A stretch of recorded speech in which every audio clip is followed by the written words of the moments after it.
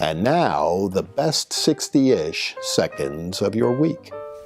March Madness continues, and we're down to the Sweet 16, and my beloved Villanova Wildcats are out. After winning 2 of the last 3 national championships, they failed to get past Purdue in the second round. It was a rebuilding year. They leave us with a lot of great memories, but without me being able to go to the Final Four this year.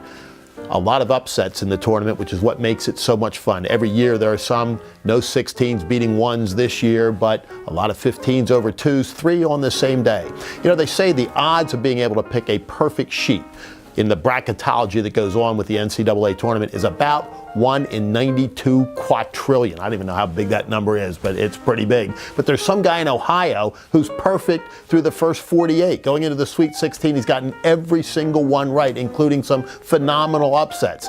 How you do that is beyond me. He says he doesn't think he'll go the whole way through with a perfect sheet, but if he does, he's got millions of dollars coming his way.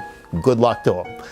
And as we tape it on this beautiful sunny day, it's opening day for Major League Baseball, a day anticipated by every baseball fan around the world. Rogers Hornsby was once asked what he did in the winter when there was no baseball. He said, "I sit and stare out the window and wait for spring." And Joe DiMaggio said that opening day was like a giant party. He looked forward to it every single year of his life. You know, Rogers Hornsby also said he didn't like playing golf because when he hit a ball, he wanted somebody else to chase after it. But it's eternal optimism, as hope springs eternal for every team, as right now every major league team is undefeated. It's America's game, the great national pastime, so let's play ball. And we also got some interesting news since the last time we recorded. Came out before you saw Saturday's edition last week, but the Mueller Report, long anticipated and awaited by all, finally got delivered to the Department of Justice, and their summary delivered to the congressional leadership.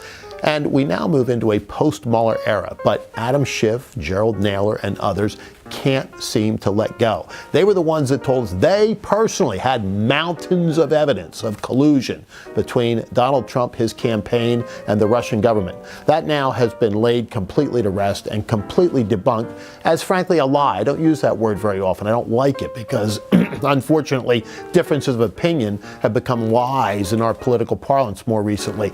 But that's a flat-out lie. They didn't have it. If they did, they owe it to the American people to put it front and center and said they want the full Mueller report, which frankly everybody should be in agreement on. It was a unanimous vote in Congress. The president says he wants it too.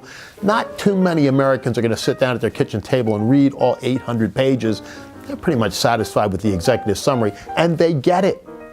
There was no evidence of collusion, none. And so as Nadler and Schiff continue to cling to this narrative that they've developed, I think they do themselves, their party, and the country real harm. The political prospects of Donald Trump are going up and up and up. And as long as the Democrats continue to cling to this collusion stuff, I think they hurt themselves and increase his prospects. Part of the problem for them is they don't have real policy positions on which to run. They've been dragged further and further and further to the left side of the cliff with this socialist nonsense that a lot of them are supporting and talking about.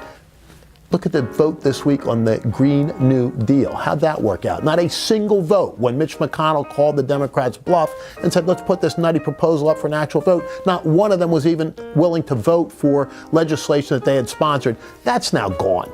So the Democrats really have got to look themselves in the mirror and say, what can we do to find a real candidate with real solutions who wants to talk about the problems facing the American people to run against President Trump? Because the one thing he really does understand is the things that matter to Americans when they sit down at breakfast each morning. So the 2020 campaign is upon us. It's going to run very, very hard. It's going to be a fascinating thing to watch. There will be more bumps and nooks and crannies on this trail than you could possibly imagine. But right now, President Trump has had a very good week, and his prospects are looking better every day. For now, spring training is gone, Major League Baseball is here, March Madness continues, and the presidential campaign is in full swing, and that is the best 60-ish seconds of your week.